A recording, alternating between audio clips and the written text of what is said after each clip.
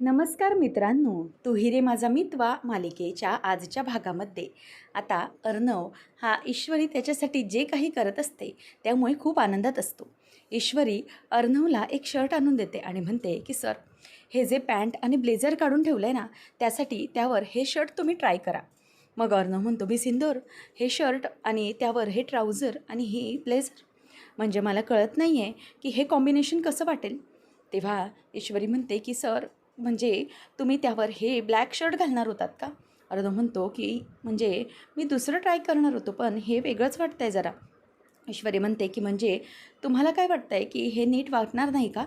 तेव्हा तो म्हणतो की येस मिस इंदोर, ऑफकोर्स मी सात्विक फॅशनचा CEO आहे आणि मला कलर कॉम्बिनेशनबद्दल खूप छान माहिती आहे. त्यामुळे तू मला उगीचच काही असं सांगू नकोस. तेव्हा ईश्वरीला जरासं वाईट वाटतं.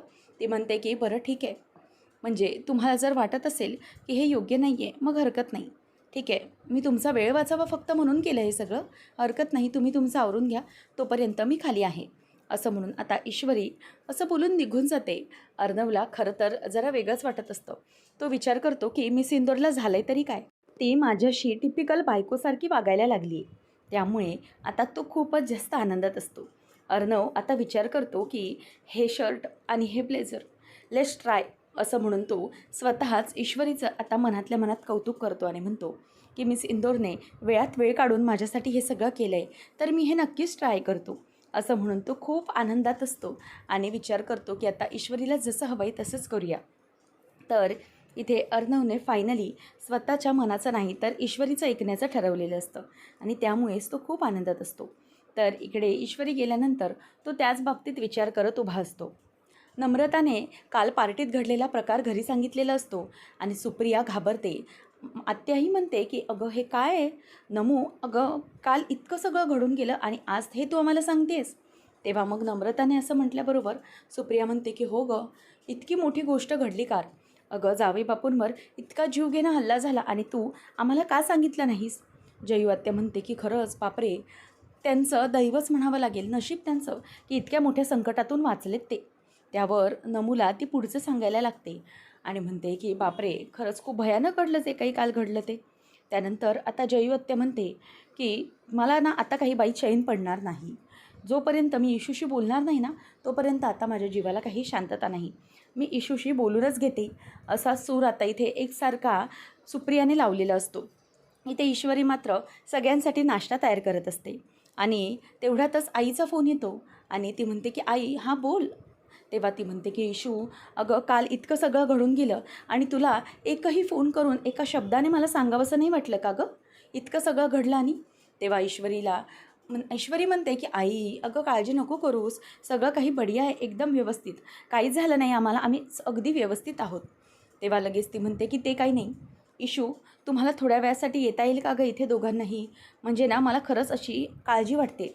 तेव्हा तिथून ईश्वरी पण बोलते की हो अगं आई, बरेच दिवस झाले ना तुम्हाला भेटायलाही आलो नाही ना तिथे. मी एक काम करते, अर्णव सरांशी बोलते आणि मग तुला कळवते. त्यावर ती फोन ठेवून देते आणि तेवढ्यातच सुप्रिया म्हणत असते की एक मिनिट थांब, आत्याशी बोल. तेव्हा आत्या म्हणते की इशू, कसे आहात तुम्ही. तेव्हा इशू म्हणते की एकदम बढिया आहे आत्या, काळजी करू नकोस. तेव्हा मग ईश्वरीला ती म्हणते की काळजी घे गं बाळा, आणि बरेच दिवस झाले तुला भेटलोही नाही, त्यामुळे जर भेटायला येता आलं तर बघ ना. ईश्वरी म्हणते की हो आत्या, मी आईला पण तेच सांगितलं, मी आता आवरते इकडचं आणि अर्णव सर आल्यावर त्यांच्याशी बोलून घेते, मग ठरवते काय करायचं ते. त्यावर आता ईश्वरी सगळ्यांसाठी ब्रेड बटरचा नाश्ता तयार करत असते आणि फोन ठेवून देते. अर्णवने मात्र ते सगळं ऐकलेलं असतं. ईश्वरी म्हणते की ठीक आहे, बघूया आता काय करता येईल ते. सुप्रियाला मात्र जराशी काळजीच असते. नंतर आता अर्णव तिथे येतो आणि म्हणतो की मिस इंदोर रेडी. तेव्हा ती म्हणते की हो ऑलमोस्ट रेडीच आहे सर, बोला ना काय झालं. तेव्हा आता अर्णव तिथे येतो आणि खरं तर ईश्वरीला तो त्यासाठी ड्रेसिंग दाखवण्याचा प्रयत्न करत असतो की ईश्वरीने जे कॉम्बिनेशन काढून ठेवलं होतं ना तेच त्याने घातलं आहे, पण ईश्वरीचं लक्षच नसतं. ईश्वरीला अर्णव म्हणतो की मिस इंदोर निघूया का आपण. ईश्वरी म्हणते की कुठे. तेव्हा अर्णव म्हणतो की तुझ्या माहेरी, माझ्या सासरी बरेच दिवस झाले आईबाबांना भेटलो नाही आहे ना. तेव्हा ईश्वरी म्हणते की सर, खरं सांगा, तुम्ही तुम्ही आता फोनवर माझं बोलणं ऐकलंत ना, बरोबर की नाही. तेव्हा अर्णव म्हणतो की मिस इंदोर, मग आता काय करू मी, कान बंद करून घ्यायचे होते का. बरं ठीक आहे, आपण निघूया ना, येतेस ना तू. भेटायला जायचं आहे ना? तेव्हा ईश्वरी म्हणते की हो सर, मी लगेचच आवरते आणि मग निघूया आपण. ईश्वरीला अर्णव मुद्दामच शर्ट फोल्ड करून दाखवत असतो आणि कॉलरच काही टाईट करून दाखवत असतो, परंतु ईश्वरीचं मात्र त्याच्याकडे अजिबातच लक्ष नसतं. नंतर ईश्वरी म्हणते की बरं सर, तुम्ही आवरा बाकीचं, आलेच ना तोवर मी लगेच आले. तेव्हा अर्णव मग आता म्हणत असतो की बरं ठीक आहे, मी सिंदूर चालेल. आता अर्णव पुढे चाललेला असतो. ईश्वरीचं मात्र शेवटी बाबा त्याच्यावर लक्ष जातंच. ईश्वरी म्हणते की अर्णव सर, हे काय, मी कॉम्बिनेशन काढून ठेवलेलं शर्ट वगैरे तुम्ही घालून आलेत? पण अर्णव म्हणतो की हो, फायनली मनातल्या मनात म्हणतो की झालं, फायनली मी सिंदूरने नोटीस केलं आहे माझं ड्रेसिंग. तेव्हा ईश्वरीकडे तो मागून वळून बघतो आणि म्हणतो की हो, केलं आहे मी, तू सांगितलेलं ना तसंच ड्रेसिंग केलं आहे. ईश्वरी म्हणते की पण सर, तुम्ही तर सांगत होतात की हे मिसमॅच आहे म्हणून, व्यवस्थित कॉम्बिनेशन वाटत नाही म्हणून. तेव्हा अर्णव म्हणतो की ओके, मी सिंदूर काय हरकत आहे, कसं आहे ना, तू माझ्यासाठी ते काढून ठेवलं आहेस, मग मी ट्राय केलं, मग विचार केला की मी सिंदूरला हे व्यवस्थित वाटतं आहे, मग आपण बघूया घालून कसं वाटतं आहे ते. आणि कधीकधीही मिसमॅच कॉम्बिनेशन ट्राय करायचे असतात ना, तसेच मी आज केले. हा लोकांसाठी चर्चेचा विषय बनेल खरं, परंतु मला ट्राय करायचं होतं. एक कॉम्बिनेशन वेगवेगळे पण किती छान वाटेल, म्हणजेच आईस्क्रीम आणि मँगो. आता ईश्वरीला तिचंच वाक्य आठवतं. ऑफिसमध्ये असताना ईश्वरीने अर्णवला सांगितलेलं असतं की आईस्क्रीम आणि त्यामध्ये असे छोटे छोटे तुकडे केलेले मँगो, खरंच खूप छान वाटतं ते कॉम्बिनेशन. त्याचप्रमाणे तो मँगो आईस्क्रीमचं कॉम्बिनेशन सांगतो. नंतर सांगतो की हे कॉम्बिनेशन बढिया आहे ना. आणि त्यानंतर मिस इंदोर आणि भडकूचंद हे कॉम्बिनेशन, कधीकधी वेगवेगळ्या गोष्टी एकत्र येतात तेव्हा ते परफेक्ट कॉम्बिनेशन बनतं ना, तसंच असं तो मुद्दामच ते स्वतःचंही उदाहरण देतो. त्यामुळे ईश्वरी गालातल्या घालात त्याच्याकडे हसतच बघते. तेव्हा मग ईश्वरी हसत असते. अर्णव म्हणतो की मिस इंदोर चल, मी कारजवळ तुझी वाट पाहतोय and don't keep me waiting. हा, मला आवडत नाही आहे, नाहीतर माझ्यातला भडकूचंद जागा होईल. ईश्वरी आता हसायला लागते आणि येतेच असं म्हणते. अर्णव आता निघून जातो. ईश्वरीला मात्र त्याच्या त्या बोलण्यामुळे आता हसायला येत असतं. नंतर सगळेजणं ब्रेकफास्ट करण्यासाठी बसलेले असतात. अंजली म्हणत असते की हे काय झालं, आज अजूनही इतका वेळ झाला, अर्णव आणि ईश्वरी खाली कसे आले नाही आहेत? तेव्हा मग वल्लरी म्हणते की हो, मलाही कळत नाही आहे. मग तेवढ्यात आकाश म्हणतो की बरं, मी जाऊ का बोलवायला त्यांना? तेव्हा वल्लरी म्हणते की बस खाली, घरातल्या घरात बोलवायला जाण्याची काय गरज आहे, बस येतील ते त्यांचे त्यांचे. तेव्हा मग राकेश म्हणतो की हो, ॲक्च्युली काय झालं ना, काल त्यांच्यावर तो बहुतेक हल्ला झाला, त्यामुळे दोघंही जरा डिस्टर्ब असतील, घाबरले वगैरे असतील कदाचित, म्हणूनच ते त्यांच्या रूममध्येच बसले असतील, असं राकेश बोलत असतो. मुद्दाम मामाकडे बघून त्याला टोमणा मारत असतो. तेव्हा अंजली म्हणते की हो, खरं तर असं असू पण शकतं, कारण काल जे काही घडलं ना त्यामुळे ते जरासे डिस्टर्ब असू शकतात. त्याबरोबर आता मामा हा म्हणत असतो की नक्की काय करायचं आता, मनातल्या मनातच त्याच्या मनात विचार सुरू असतो. तर राकेश मात्र आनंदात असतो की असंच पाहिजे, मला कायम माझ्या नावाची दहशत राहिली पाहिजे, असं म्हणून तो मनातल्या मनात आता तिथे चहा पीत पीत खुश राहिलेला असतो. त्याबरोबर मामा आता अंजलीला म्हणत असतो की अंजली, अगं काहीच हरकत नाही आहे, ते दोघंजणही त्यांना जेव्हा यायचं असेल खाली तेव्हा येतील. दोघंजणं कदाचित एकत्र टाईम स्पेंड करत असतील असंही असू शकतं. अगं नवीन जोडपं आहे ते, त्यामुळे त्यांना जेव्हा वाटेल तसं ते एकत्र येतील, काहीच हरकत नाही. तेव्हा आकाश म्हणतो की येस डॅड, मला पण असंच वाटतं आहे की ते दोघंही एकमेकांबरोबर वेळ घालवत असतील, तर ठीक आहे, आपण त्यांना उगाच जाऊन कशाला डिस्टर्ब करायचं ना, न्यूलीवेड कपल आहे ते, तर मग आपण ते येतील तेव्हा बघूया. असं म्हणून आकाश म्हणतो की चला आता आपण ब्रेकफास्ट करूया, ते येतील तेव्हा खातील. नंतर मग हे सगळं होत असताना राकेशला राग येत असतो, कारण की राकेश वेगळाच विचार करत असतो. तर मामाने वेगळंच काहीतरी सांगितल्यामुळे राकेशलाही आता वेगळंच वाटत असतं. राकेश म्हणतो की ते काही पण असो, मनातल्या मनात तो म्हणतो की त्या दोघांनाही भीती वाटते कालच्या प्रकरणामुळे, पण खरंच बरं झालं, म्हणजे मला जे काही वाटत होतं तेच खरं होणार आहे. अर्णव आणि ईश्वरी दोघंजणही आता आलेले असतात ईश्वरीच्या घरी, म्हणजेच निवारा जाईल. तेव्हा आता अर्णव ईश्वरी समोर उभे असताना सुप्रिया त्यांची दृष्ट काढत असते. आणि दृष्ट काढत असताना खरं तर ईश्वरीला हे पाहून आणि अर्णवलाही हे पाहून खूप आनंद होत असतो. आता सुप्रिया त्यांची अगदी व्यवस्थितपणे दृष्ट काढून घेते आणि मग अर्णवकडे ईश्वरी बघतच राहते आणि म्हणते की हो, म्हणजे मला काल अर्णव सरांवर हल्ला झाला तेव्हा का नाही सुचलं हे सगळं, म्हणजे अर्णव सरांची दृष्ट काढायची. तेव्हा आता ईश्वरी म्हणते की अगं आई, मला ना काल हे सुचलंच नाही, म्हणजे काल अर्णव सरांवर असा हल्ला झाला तर मला खरं तर काल त्यांची दृष्ट काढायला हवी होती, पण मला ना काल हे सुचलंच नाही. तेव्हा आता सुप्रिया म्हणते की इशू, बरं ठीक आहे, पुढच्या वेळेला ना मी तुला ना फोन करून ना आठवण करून देत जाईल की गं बाई तुझ्या नवऱ्याची दृष्ट काढ, आमच्या जावेबापूंची दृष्ट काढ बरं का, असं फोन करून आठवण करेन. तेव्हा सगळेजण हसायला लागतात. ईश्वरी पण त्यावर आता हसायला लागते.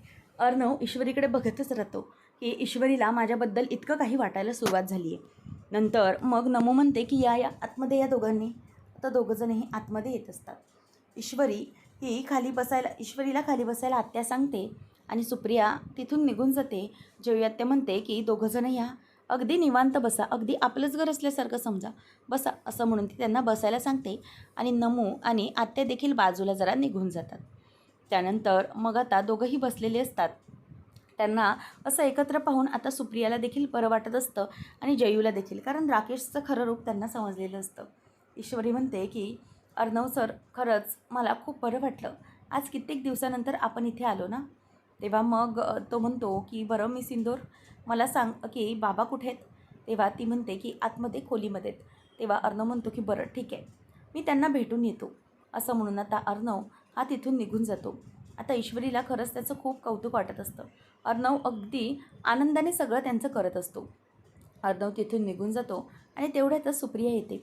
सुप्रिया आल्याबरोबर लगेचच ईश्वरी आई असं म्हणून तिला प्रेमाने बिलकते आणि मिठी मारते. नंतर मग ती म्हणते की अगं अर्णव कुठे गेले. मग ईश्वरी सांगते की बाबांना भेटायला गेलेत ते. मग त्यानंतर ईश्वरीला ती म्हणते की बरं तू बस, पाणी पिऊन घे. त्यानंतर मग आता ईश्वरी ही आईला खरं तर मिस करत असते, म्हणून ती आईला परत एकदा मिठी मारते आणि नमू देखील ते बघत असते. त्याबरोबर आता सुप्रिया तिला सांगते की जा गं, जरा अर्णव सरांना पाणी देऊन ये. तेव्हा ईश्वरी विचार करत असते आणि दोघीजणीच बसलेली असतात मायलेकी. ईश्वरी म्हणते की आई, मला जरा तू सांगतेस का एक गोष्ट. तेव्हा सुप्रिया म्हणते की काय गं, कोणती गोष्ट. तेव्हा आता तिला ईश्वरी विचारते की मला जरा सांग, तुला बाबांच्या ज्या काही आवडीनिवडी आहेत किंवा बाबांच्या सवयी त्या कशा समजायला लागल्या. तेव्हा ती म्हणते की कशा म्हणजे ईश्वरी म्हणते की तुमचं लग्न झालं त्यानंतर तुला कधी त्यांच्या अशा आवडीनिवडी वगैरे, म्हणजे त्यांना काय आवडतं काय नाही हे कसं समजायला लागलं.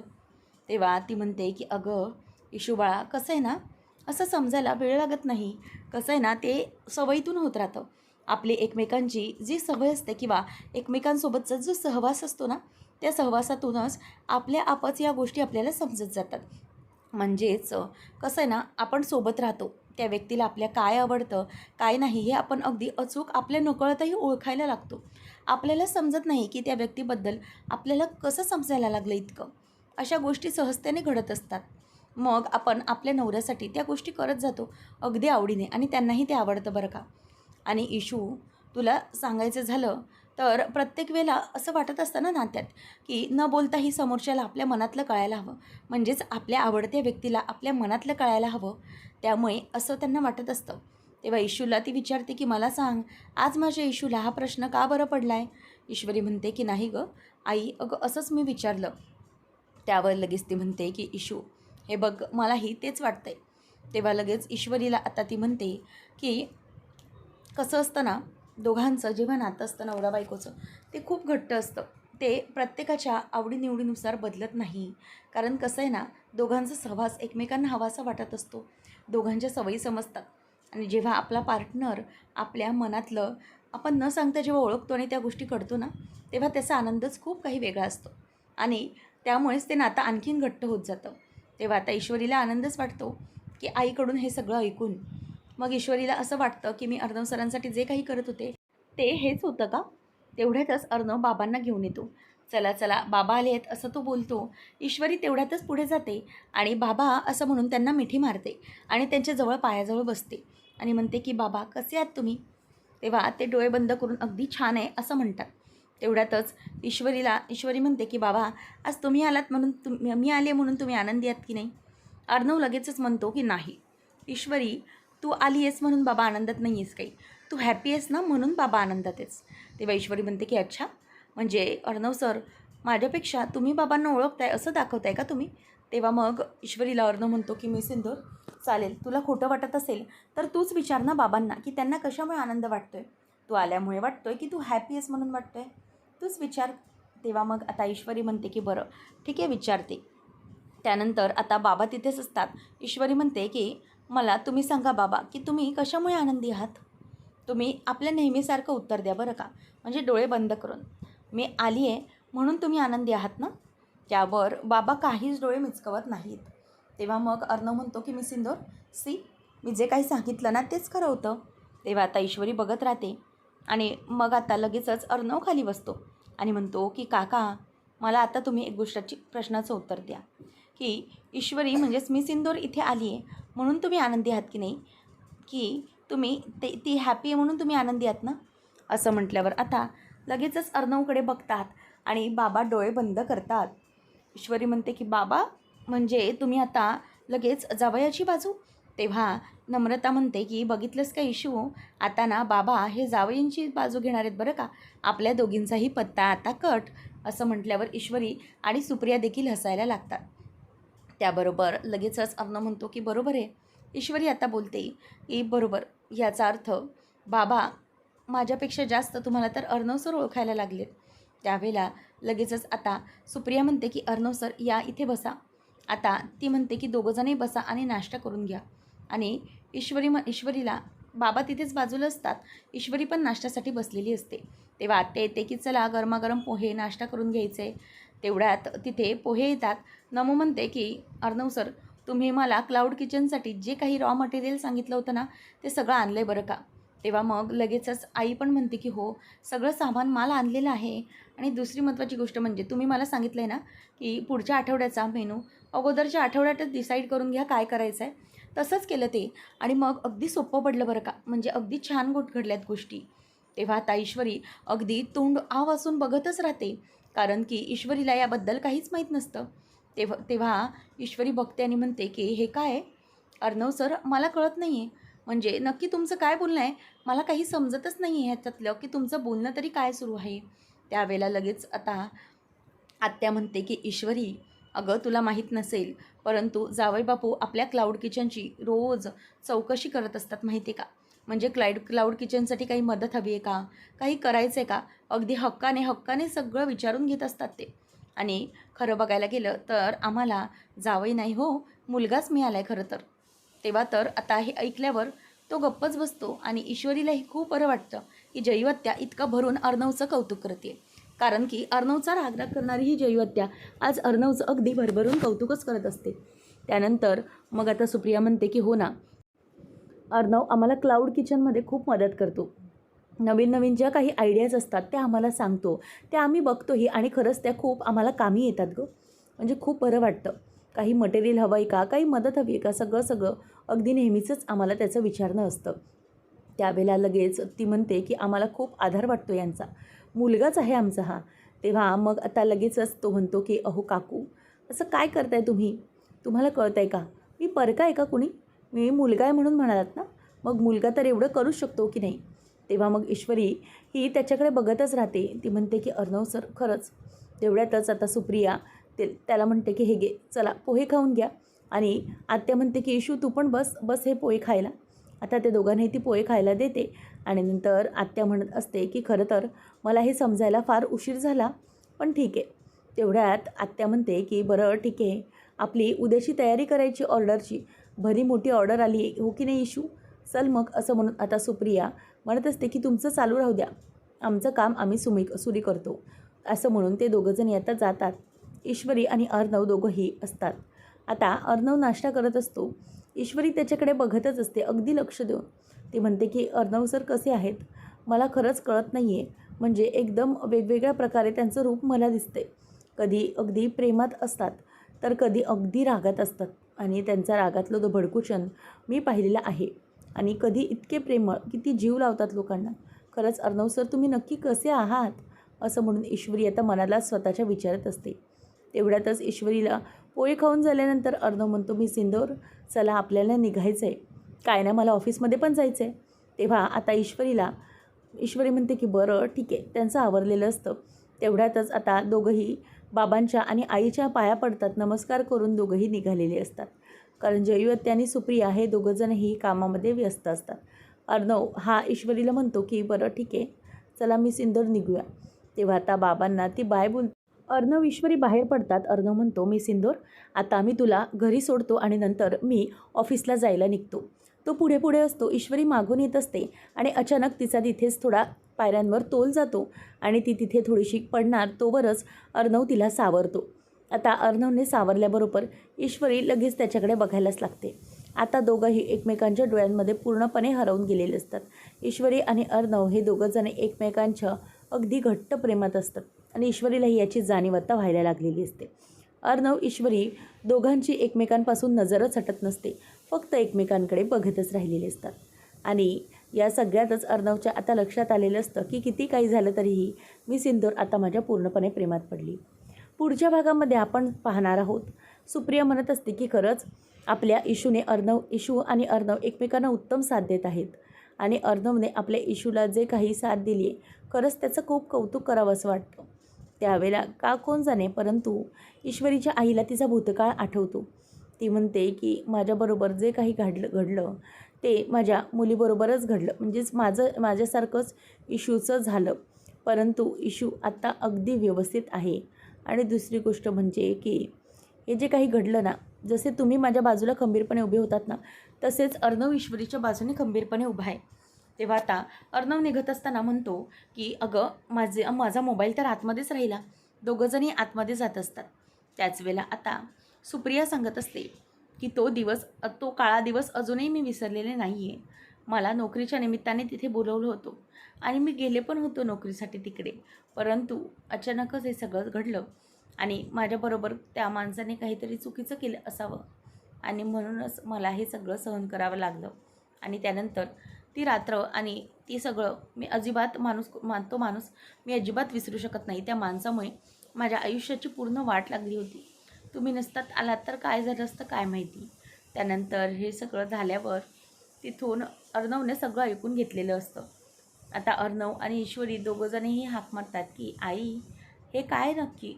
आता त्यांच्याबद्दलचं एक वेगळं सत्य या दोघांनाही कळलेलं असतं आणि अर्णवलाही आता धक्का बसलेला असतो की सुप्रिया नक्की कोणाबद्दल सांगते. आता नेमकं ईश्वरीला आणि अर्णवला आईचं हे सत्य समजेल का, हे पाहणं रंजक ठरणार आहे. असेच अपडेट जाणून घेण्यासाठी आजच आपल्या चॅनलला सबस्क्राईब नक्कीच करा. धन्यवाद.